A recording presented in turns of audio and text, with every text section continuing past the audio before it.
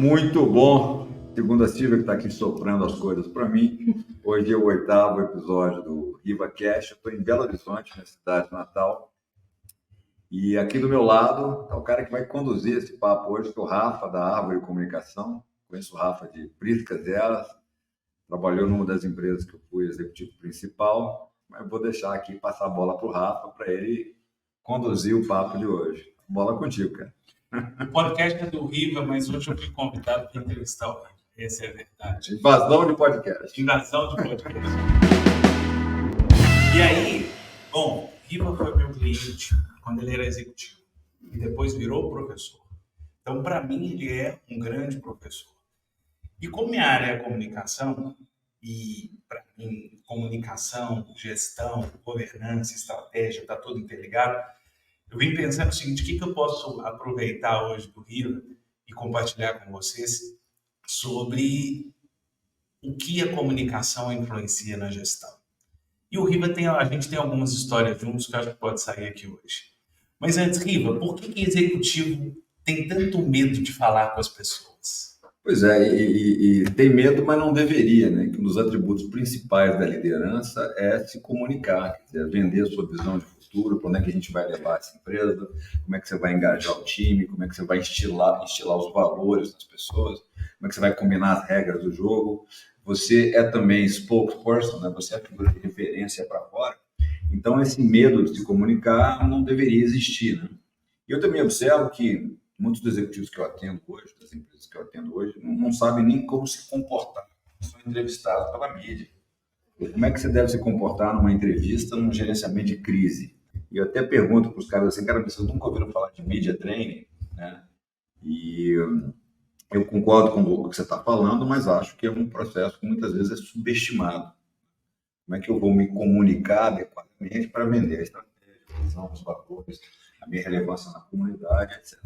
Mas eu tenho sentido executivos inseguros. Não é simplesmente para falar em público, será que eu vou enfrentar esse desafio?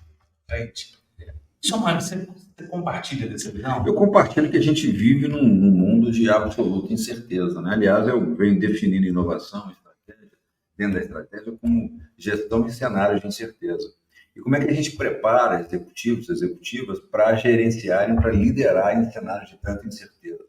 Então, a gente está olhando hoje para, conectando com o estudo de estratégia, a gente tem que olhar, primeiro, para as questões macro do ambiente. O que são as questões regulatórias, políticas, econômicas, democráticas, tecnológicas? Quais são os impactos dessas questões no meu negócio? Né? Como é que eu estabeleço um processo de governança para a coisa rodar? Então, eu sinto que nós vivemos num mundo de muita incerteza hoje em dia, e cada vez mais complexo. Então, como é que eu respondo, por exemplo, dependendo do setor da economia, da indústria que eu estou trabalhando, como é que eu respondo, por exemplo, as questões de inteligência artificial? Vamos pensar aqui uma coisa. Como é que eu posso... Qual será o impacto da inteligência artificial nos empregos das pessoas, na capacidade delas de gerar renda, no meu negócio? Se eu usar ou não usar IA, a minha empresa vai ser melhor ou vai ser pior? Qual que é o custo, qual que é o investimento? Então, eu acho que isso faz parte hoje da vida do executivo, né? Saber viver em cenários de incerteza e dar conta disso. E a gente pode depois evoluir o papo, lidero em cenários de incerteza. Quais são os skills que eu preciso? Quais são as habilidades que eu preciso desenvolver? A gente vai destilando isso. Mas vamos aprofundar nisso aqui, porque a liderança está cada vez mais complexa e a preparação do líder parece que também está cada vez mais frágil. Já reparou, Rafa, o tanto de gente que agora é head e mentor com menos de 30 anos de idade? A gente está acelerando o processo para algumas pessoas, né? Eu faço essa gozação sempre, né? Eu não acredito em ninguém que possa fazer mentoria com menos de 50 anos. Por quê? Porque tem dado, é preciso ter vivido. Vamos considerar o seguinte: entender, eu vou refazer a pergunta de um jeito diferente que vai chegar no mesmo lugar. Estratégia. Por que está tão difícil para a liderança compartilhar, comunicar a estratégia dos seus liderados? A gente pode começar sobre inúmeras causas em relação a isso. Primeiro, é não entender o que é o processo de estratégia. Já experimentou perguntar para os executivos, para os gestores, o que é estratégia? Tem muita gente se dedicando ao planejamento estratégico, mas também tem muita gente não conseguindo explicar qual o rumo daquela organização. Então, a gente pode bater um papo legal sobre estratégia. primeira coisa é definir o que é estratégia. Eu preciso ter uma definição. Eu preciso falar a mesma língua, eu preciso comunicar o que eu entendo por estratégia para o meu time. Então, eu posso falar que estratégia diz respeito à competição. Como é que eu vou competir é a questão central da ideia de estratégia. Muito bem. Você mencionou aqui planejamento estratégico. Claro, planejamento estratégico é uma das formas de se olhar para o tema de estratégia, mas não é único. Então, quando a gente pensa em estratégia, o professor chamado Henry Mintzberg, que você deve ter lido o livro, chamado Papaya da Estratégia, mostra que há 11 escolas, se não me engano, 11 perspectivas diferentes, 11 escolas para se olhar para o tema da estratégia. A escola do planejamento, que você acabou de citar, mas a visão de aprendizado como a visão de estratégia como aprendizado, há visões que têm similaridade com a questão central e que se divergem de alguma forma, ou seja, qual que é o meu repertório para entender o tema da estratégia. Mas havia um evento da HSM sobre estratégia e o Michael Porter faria a entrada dele de um estúdio de TV em Harvard. E, na verdade, Harvard não fica em Boston, ela fica em Cambridge, né? E eu fui para lá encontrar com o Michael Porter para fazer essa entrevista e até perguntei para ele por que ele entendia que o modelo dele era o mais utilizado.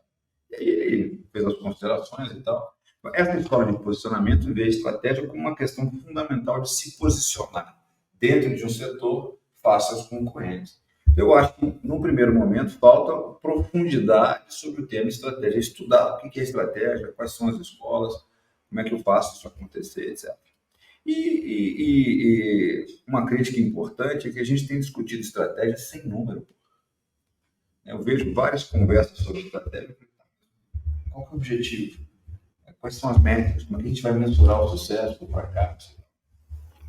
E eu falo que estratégias têm números, é puramente wishful thinking. Então, a primeira coisa é aprofundar sobre o tema, entender o que é estratégia e ter tido alguma experiência tentando não só formular a estratégia, como implementar. Implementar são os 500.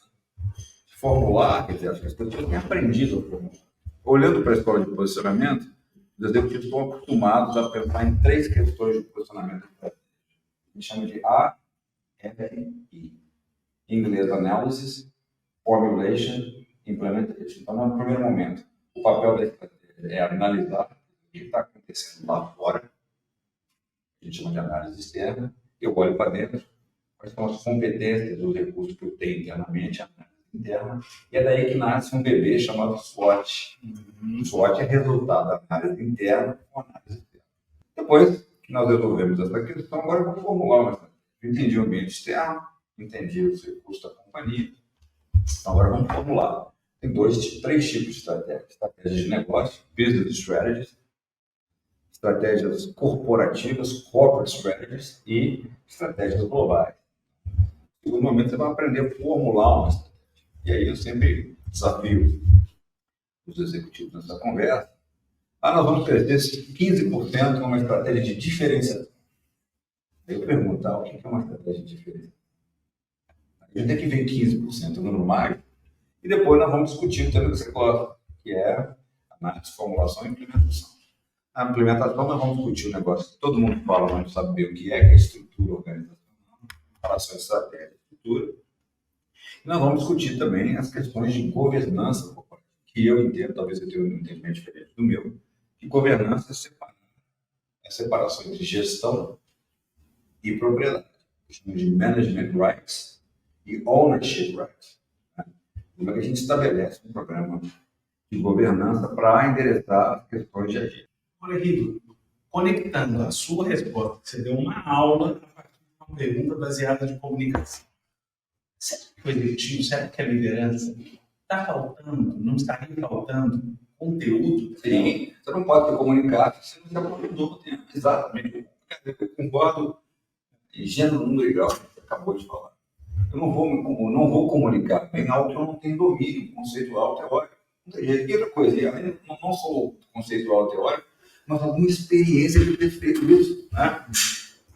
Tem toda razão. Concordo plenamente. Uma das coisas que você me ensinou é que o executivo precisa andar pelo negócio, circular, conhecer o negócio.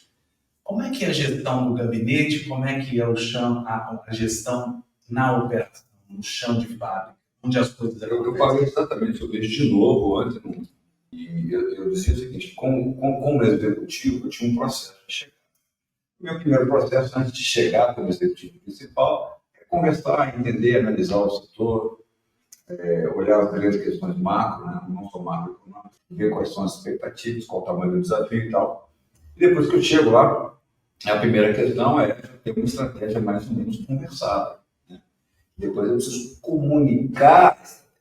Como é que eu vou fazer a comunicação para que todo mundo consiga entender? Tem um desafio, né? Como é que eu explico uma estratégia para uma pessoa que tem uma formação, que tem uma formação acadêmica menos privilegiada? Digamos. Como é que torna a estratégia algo simples, palatável, que as pessoas possam entender e buscar?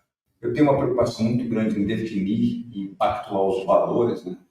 Porque quais os valores que vão nos guiar e que nós vamos juntos para esse desafio? É sempre importante discutir uma carta de valores e princípios. O que são os valores e os princípios inegociáveis? Então, eu tenho estratégia, mas começa a estabelecer as regras do jogo. Como é que a gente vai trabalhar? E mais importante, nós vamos comunicar isso. Eu acho que valores são inegociáveis, né? Claro que quando a gente discute a questão dos valores, é claro que haverá valores dos fundadores, é óbvio, mas também é importante entender quais são as expectativas que as pessoas têm. Que valores, qual que é o pacto que nós vamos fazer aqui para caminharmos juntos. E aí tem aquela máxima que você já conhece, eu discuto estratégia, qualquer um pode chegar e falar assim, amigo, sua estratégia é uma porcaria, e me diz como fazer. Né? Agora, eu não negocio valores. Cruzou essa linha tênue dos valores, vai ter problema. E aí, depois desse processo, né, dessas conversas iniciais, a gente começar a tatear a estratégia, formular, de definir esses valores, começa um processo de comunicar o que aconteceu na organização, se você quer um processo de mudança legítimo. Porque, evidentemente, se eu entro como CEO de uma nova companhia, o conceito que me instituiu, que é o quê? Mudança. As coisas não vão continuar como estão. E aí, antes de você começar a implementar a mudança, implementar a estratégia e afetar o modo como as pessoas trabalham no dia a dia, você precisa comunicar. O que está acontecendo? Quanto maior a confiança, menor o custo de transação. Né? Então, tinha esse papel, continuo falando sobre ele, continuo fazendo. E a gente começou com outras iniciativas muito interessantes, né? Que é o Papo com o Presidente. O Papo com o Presidente. O RH, naquele primeiro momento, convidava aqui várias pessoas da instituição para um papo comigo. O que é o papo? Estratégia. Né? O papo era valores. E o papo é onde é que a gente vai chegar. Onde é que a gente vai com essa empresa. E aí, só que a partir da segunda reunião, os presentes da primeira reunião recebiam um convite. E esses presentes saíam pela casa e podiam convidar quem eles quisessem para a próxima reunião. De modo que eu não sabia quem viria à próxima reunião. Rodamos esse programa 18 meses. A gente tinha um objetivo com ele, evidentemente tinha que ser mensurável. E nesse processo de comunicação, as pessoas começaram a entender o que era o projeto, qual que era a mudança necessária, que valores nos guiariam. Né? E aí não basta comunicar, mostrar coerência entre discurso e ação. Ou seja, não dá para falar de liderança sem walk your talk. Então, se aquilo que eu falo não é aquilo que eu faço, as pessoas não são idiotas, elas vão aprender rapidamente. Ó, esse papo aí de valores só vale para os inimigos do rei, para os amiguinhos da história de vida. Cara, que você move a organização nesse sentido, você começa a construir um aspecto de confiança que é intangível, que é muito importante para mobilizar as pessoas, para comunicar, para desenvolver e para fazer as mudanças. E mudança não é algo indolor. E todos nós queremos mudança, desde que não aconteça com a gente. Eu falo que na universidade, né, a gente, professor, adora falar de gestão da mudança, de inovação, desde que não chegue no nosso crédito. Ninguém quer mudar. Né? Nós não fomos programados biologicamente para mudar. A gente foi programado para fazer o quê? Para conservar a energia. Mudança? Não, amanhã. Hoje não. Eu acho que nesse processo que você está falando, que você nos apoiou, existia tudo que eu acabei de falar. Uma estratégia, uma leitura de cenário, valores, um projeto de mudança e uma visão de onde é que a gente vai com a organização. Então, eu preciso comunicar para quê? Para construir confiança na organização, para tocar as mudanças e, fundamentalmente, para as pessoas entenderem por que aquilo está acontecendo. Está baseado na estratégia, está baseado nos valores, está baseado onde a gente quer chegar. É um processo que não é um processo indolor, dói, dói. mas nós vamos fazer. Né? E então, a comunicação, para mim, tem a ver com confiança, tem a ver com transparência e tem a ver com liderança, que eu gosto disso. Agora, Riva, gerir no gabinete é mais seguro do que gerir e liderar na rua. Por que ainda tem tantos líderes que se prendem ao gabinete? Fica mais perto aqui, senão você está muito fácil. Pois é, uma boa pergunta. Não seria medo? Eu acho muito, eu tenho muita dificuldade em fazer esse processo, tentar perto das pessoas, ouvindo o que está acontecendo dentro da organização. Tem executivo que faz isso, dando ordem lá de cima. Eu tenho minhas dúvidas da eficácia desse processo. Eu tenho minhas dúvidas também sobre o desenvolvimento dessa liderança desses executivos. Eu falava ontem nesse evento, eu acho que a liderança é muito difícil. A gente subestima o que é liderança. Por quê? Porque o Brasil está inundado de livros de autoajuda sobre liderança. Agora a moda é falar um livro com foda, né? A arte de ligar o foda-se. Seja foda. Seja foda e tal. E você vê a superficialidade desses conceitos. E as pessoas vêm consumindo essa liderança essa literatura de autoajuda, de liderança há muito tempo. E agora está potencializado pelas mídias sociais, né? Qualquer garoto de 19 anos está dando mentoria. Eu tive um garoto de 20 anos, não sei de que região do Brasil, e eu com um workshop lotado, mas o que o cara, que experiência esse cara tem, quantas pessoas liderou, né? Quantos produtos criou, quantos turnarounds fez na vida e tal. Agora, liderança é difícil porque envolve 3 coisas que eu acho muito complexas. Primeiro, envolve autoconhecimento. Para liderar, você precisa se conhecer primeiro. Quando eu falo de autoconhecimento, é saber o seguinte: onde que você é bom? Onde você é foda? E acredite, cara, você só é bom e foda em alguns poucos aspectos do campo que você quer atuar. Então, por que eu acho que o autoconhecimento é importante? Porque eu entender quais são os seus gaps, suas deficiências, você vai formar seu time. Ou seja, qual que é a vantagem de trazer aqui para 6 caras igual? Zero. Você tem que buscar formar um time de gente que tem competências que você não tem, né? E esse processo de autoconhecimento envolve trazer também as pessoas que a gente não gosta de trazer. Os advogados do diabo, caras que vão contra a opinião dominante. Né? Tem que ter esse cara, tem que ter essa pessoa no time. Né? Essa é a primeira questão. A segunda, liderança envolve mobilizar as pessoas. O que você está fazendo para construir ambientes de trabalho que são engajadores, que são criativos, que são inspiradores? Não sabe que o trabalho é difícil, mas como é que você pode tornar o desafio engajar as pessoas para que ele seja interessante? E a terceira coisa é a visão de futuro. Onde é que a árvore vai? Qual que é a visão 2030 da árvore? Vai ser o quê? Aí você tem muitas vezes que vender uma visão, mesmo que você não tem muita certeza sobre ela. Mas as pessoas precisam de uma orientação sobre o que vai acontecer e se elas devem ou não depositar as carreiras delas nas nossas organizações. Então, eu acho que não dá para fazer gestão no gabinete exatamente por causa disso, porque é o andar pela empresa que eu vou reconhecer, que eu vou conhecer profundamente o que é a organização, como é que a cultura funciona lá embaixo. Eu vou descobrir talento, né?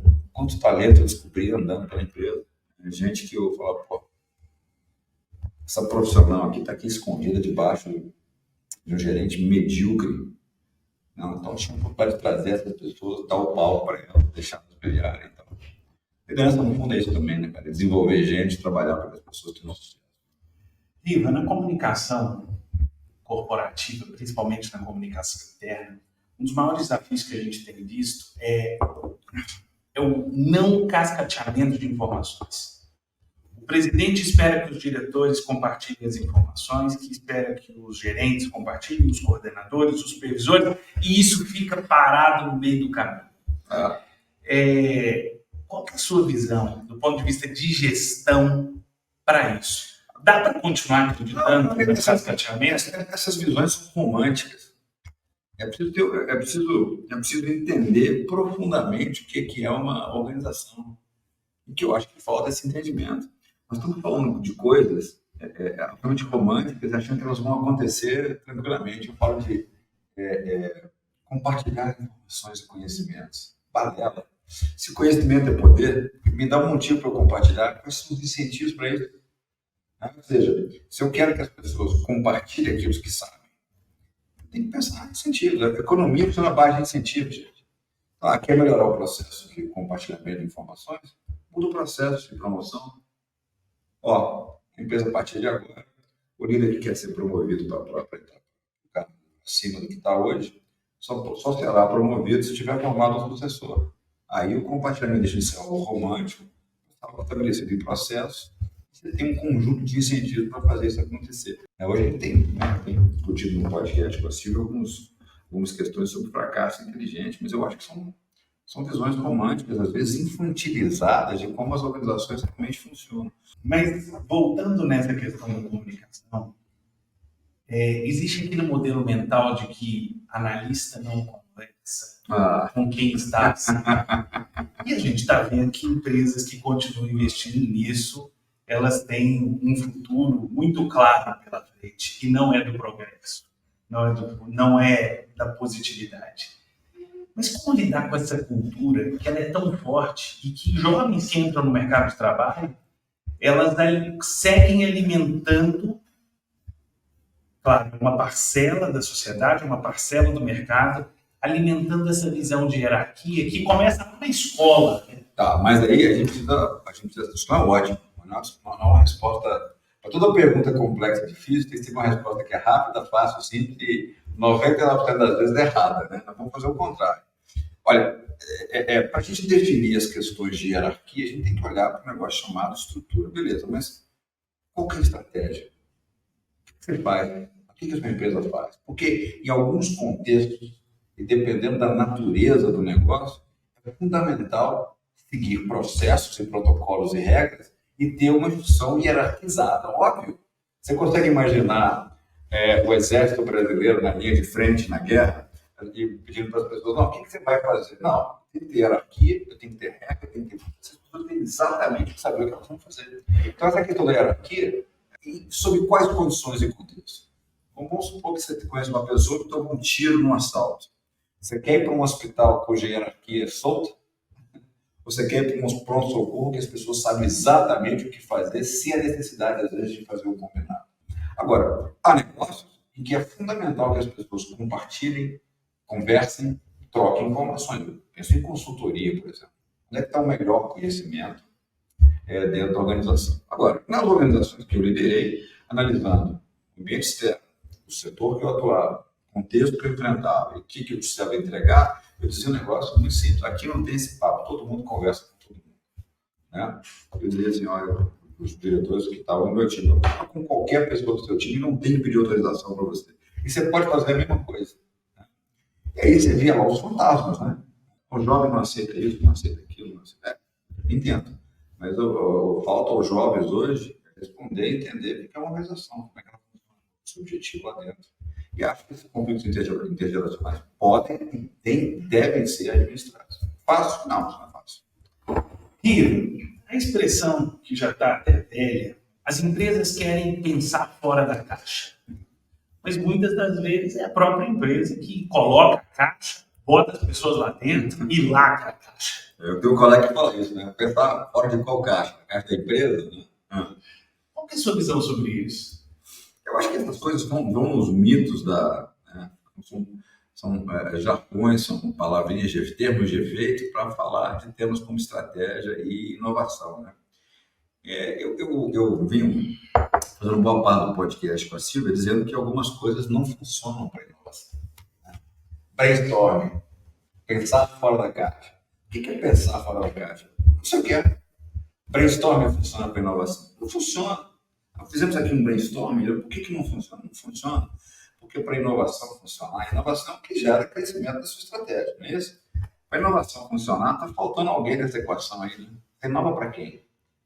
Inova para o cliente. Então, a pergunta fundamental, a máxima que eu repito é: inovador inova, cliente valida. Se esse pensar fora da caixa significar ir lá fora, conversar com clientes, com prospects, com suspects para compreender surpresas que podem virar problemas que valem monetizados, que valem a pena ser resolvidos e que gerem novos caminhos de receita para a empresa, está tudo bem para mim. Mas o pensar fora da caixa não explica absolutamente nada e, mais uma vez, demonstra que as pessoas têm pouco entendimento sobre como esse processo de inovação funciona para alimentar o crescimento da estratégia. Inovador inova, cliente valida. Não existe inovação sem clientes envolvidos durante o processo. Você é um professor antes de ser um executivo. Um dublê de executivo, cara. Eu sempre tive para mim que era um bico que eu fazia enquanto eu esperava algo maior acontecer na carreira. Bom, dá para ser executivo sem ser professor? Dá, claro que dá. Dá para ser executivo sem ser professor, mas alimentando uma curiosidade e uma sede intelectual muito grande. Eu acho que para você ser um executivo sem ser professor, acho que é preciso alimentar essa curiosidade intelectual. É preciso se cercar de pessoas que vão desafiar a sua lógica, a sua forma de pensar, trazer os advogados do diabo para o seu lado. Para não ter nada. Não há desculpa para não aprender. Né? Eu não estou querendo dizer que todo executivo tem que fazer MBA. Acho que não. Conheci executivos fenomenais que não fizeram MBA, mas que se mantinham interessantes, famintos, né? Lendo, estudando, conversando, promovendo interações relevantes dentro do seu network. Eu sempre pergunto para as pessoas, né? Cadê seu network? Na ESTIL. Eu dou a cadeira lá de International Management.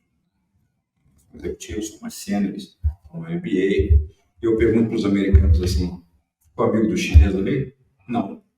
E daquele indiano ali? Também não. E aquele cara da Turquia? O cara não entendeu ali que ele tem uma rede extremamente poderosa que ele pode acessar para ajudá-lo a resolver problemas complexos. Então, se tornar interessante, se tornar curioso, é cuidar do seu network, é estar antenado ao que está acontecendo no mundo. Eu sempre faço a perguntinha. E eu sempre comento dos livros que fizeram a minha cabeça, mudaram a minha forma de pensar. E a gente extraordinária escrevendo, né?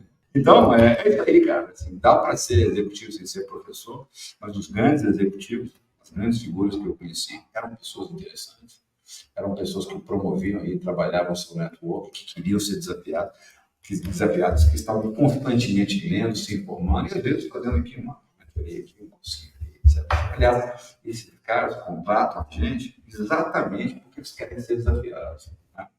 Então, uma dica aí do professor de escola de negócios é não se intimide. Mas para não se intimidar, qual que é a única coisa que você pode controlar na sua carreira? Prepara. O que você tem feito para se preparar? Obrigado por me permitir te entrevistar no seu podcast. Obrigado por me receber na sua casa. Parabéns aí, Rafa. Aqui, seu papo, te ouvindo, fica cada vez mais claro para mim. A comunicação está em todo lugar e não dá para pensar a gestão, a estratégia, a governança sem a comunicação. Dá. Mas não é aquilo que simplesmente os profissionais de comunicação fazem. É a essência de mostrar para o outro, de se importar com o outro, de se dedicar ao outro. Isso é gestão, né? Eu acho que uma coisa que me ajudou muito, cara, foi a minha capacidade de me comunicar. Foi fundamental para que eu tivesse esse sucesso. E quando eu falo eu tive sucesso porque eu tive a capacidade de montar um time que me ajudou a ter sucesso. Então, é importante comunicar bem, é importante saber montar o seu time, entender que liderar é desenvolver gente, trabalhar para que essas pessoas tenham sucesso. Consequentemente, você vai ter sucesso. Bacana? Obrigado, até a próxima. Sucesso.